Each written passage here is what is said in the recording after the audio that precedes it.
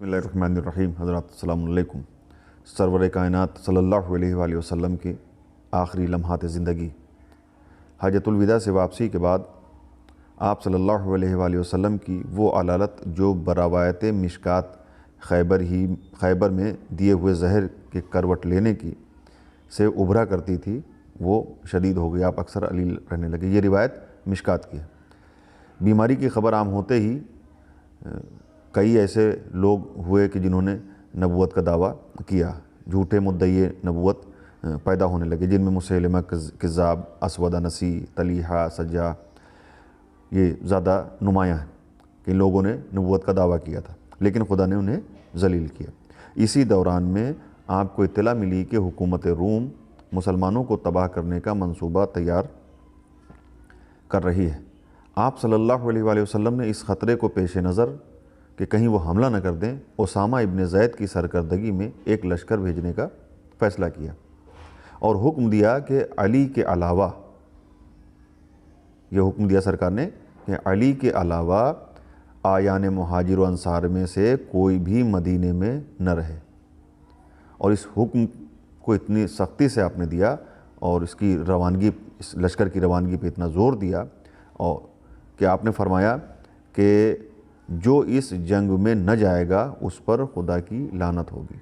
यानी किसी को इजाज़त नहीं थी कि वो उसामा बिन ज़ैद के लश्कर से बाहर रहे, उसे जाना ही था सिवाय हज़रत अली अलैहिस्सलातु वस्सलाम के। इसके बाद हज़रत सल्लल्लाहु अलैहि वसल्लम ने उसामा को अपने हाथों से तैयार किया।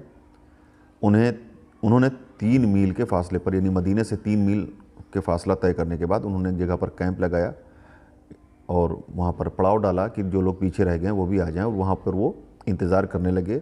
लेकिन जिनको नहीं जाना था वो वहाँ पर नहीं पहुँचे। न जाने वालों में जो नुमायाँ मशहूर नाम हैं वो हज़रत अबू बकर और उमर के नाम हैं कि ये लोग भी उस लश्कर में शामिल नहीं हुए, जबकि रसूल सल्लल्लाहु अलैहि वसल्लम ने बड़ी सख्ती से कहा था कि इस लश्कर में सिवाय हज़रत अली अलैहिस्सलातु वस्सलाम को के सबको जाना ही है। किताबों में है कि आखिरी सफ़र में आपकी वो जो अलालत थी वो शदीद हो गई। आप रात के वक्त अहले बकी के लिए दुआ की खातिर तशरीफ़ ले गए। आपकी एक ज़ौजा ने समझा कि आप मेरी बारी में किसी दूसरी बीवी के यहाँ चले गए हैं, तो इस पर वो तलाश करने के लिए निकली तो आपको बकी में दुआ करते हुए पाया।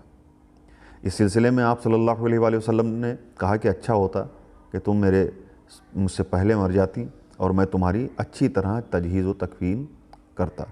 उन्होंने जवाब दिया कि आप चाहते हैं कि मैं मर जाऊं तो आप दूसरी शादी कर लें।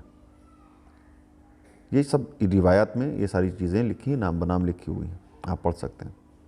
और किताबों में इस तरह की बहुत सी रिवायत हैं कि हज़रत सल्लल्लाहु अलैहि वसल्लम की तीमारदारी आपके अहले बैत करते रहे और उन्हें इस तीमारदारी में पीछे रखने की भी कोशिश जारी रही और लोग साजिशें करते रहे। ये आखिरी वक्त में हो रहा था।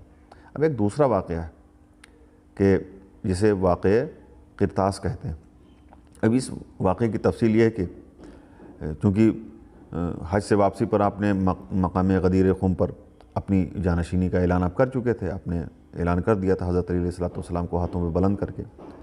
आखिरी वक्त में आपने ये ज़रूरी समझते हुए कि उसे दस्तावेज़ी शक्ल में, यानी लिखित में जिसे हम कहते हैं, उसमें दे दूँ असहाब से कहा कि मुझे कलम, दावात और कागज़ दे दो ताकि मैं तुम्हारे लिए एक ऐसा नविश्ता लिख दूँ जो तुम्हें गुमराही से हमेशा हमेशा के लिए बचाने के लिए काफ़ी हो। ये सुनकर असहाब में बाहमी चीमेगोइयाँ होने लगीं। लोगों के रुझानात कलम व दवात देने की तरफ देखकर, यानी लोग तैयार भी हो रहे थे कि हाँ करीब था कि कलम व दवात सरकार तक पहुंच जाए, कि अब लिखा हुआ है कि जब हज़रत उमर ने देखा कि लोग कागज़ और कलम दवात वगैरह दे देंगे, तो आपने कहा कि ये मर्द हिज़यान बक रहा है। सरकार के लिए आपने ये जुमले इस्तेमाल किए कि ये हिज़यान बक रहा है, हमारे लिए किताब खुदा काफ़ी है। अब ये हिज़यान क्या है कि जो बताए, हिज़यान कहते हैं लुगत में बेहुदा गुफ्तन, यानी جسے عام زبان میں کہتے ہیں بکواس کرنا، یہ سرکار صلی اللہ علیہ وآلہ وسلم کے لیے کہا گیا۔ اب یہ کاغذ اور قلم وغیرہ کیوں نہیں وہاں پہنچنے دیا جا رہا ہے؟ تو اس کے لیے مولوی نذیر احمد دہلوی لکھتے ہیں کہ جن کے دل میں تمنائے خلافت چٹکیاں لے رہی تھی، انہوں نے تو دھینگا مشتی سے منصوبہ ہی چٹکیوں میں اڑا دیا اور مزاحمت کی یہ تعویل کی کہ ہماری ہدایت کے لیے قرآن کافی ہے، قرآن بس ہے، بس نہ کافی ہے۔ اور چونکہ اس وقت پیغمبر صاحب کے ہوش بجا نہیں ہیں، کاغذ اور قلم دوات لانا کچھ ضروری نہیں ہے، خدا جانے کیا لکھوا دیں۔ یعنی یہ بھی کہا گیا کہ آپ معاذ اللہ آپ ہوش میں نہیں ہیں تو ان کو کاغذ اور قلم دوات دینے تو پتہ نہیں کیا کیا لکھوا جائیں، اس طرح کی باتیں ہوئیں۔ اس واقعے سے حضرت صلی اللہ علیہ وآلہ وسلم کو سخت صدمہ ہوا اور آپ نے جھنجھلا کر فرمایا کہ قوموا انی، میرے پاس سے اٹھ کر چلے جاؤ، نبی کے روبرو شور و غل انسانی ادب نہیں ہے۔